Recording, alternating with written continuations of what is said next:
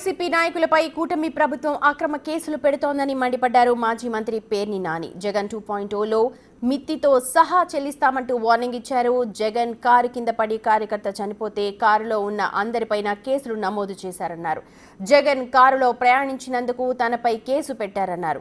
గతంలో చంద్రబాబు ముఖ్యమంత్రిగా ఉన్నప్పుడు రాజమండ్రి పుష్కరాలప్పుడు అన్యాయంగా 30 మంది చనిపోయినందుకు మరి చంద్రబాబుని ఏం చేయాలని ప్రశ్నించారు.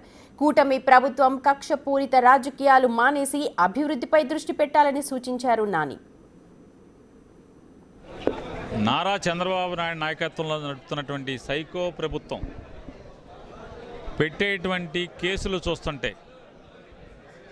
అంటే జగన్మోహన్ రెడ్డి గారి కాన్వాయ్లో ఒక కారు తగిలి మరణించాడని చెప్పని ఎస్పీ ప్రెస్ మీట్ పెడతాడు, కేసు కడతారు, పోస్ట్ మార్టం చేసేస్తారు, శవపంచనామా చేసి తర్వాత 3 రోజుల తర్వాత మళ్ళీ ప్రభుత్వ పెద్దల ఆదేశాలతో దాన్ని మళ్ళీ కేసు జగన్మోహన్ రెడ్డి గారి కారు కింద మనిషి పడ్డాడని చెప్పని ఒక ఆర్టిఫిషియల్ ఇంటెలిజెన్స్తో ఒక వీడియోని తయారు చేసి దాన్ని సోషల్ మీడియాలో ఎస్ఐ డౌన్లోడ్ చేసుకున్నాడంట.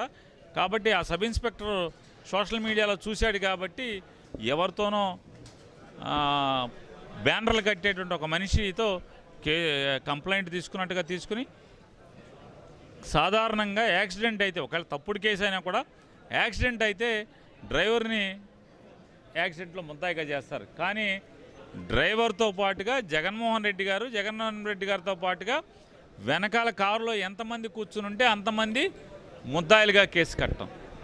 అలాగే జగన్మోహన్ రెడ్డి గారి కారులో ఎవరెవరైతే ప్రయాణం చేశారో సత్తెనపల్లి మీటింగ్కి వచ్చారో వాళ్లే పర్మిషన్లు ఇస్తారు. 3 కారుల్లో రండి అంటారు, 100 మంది రండి అంటారు.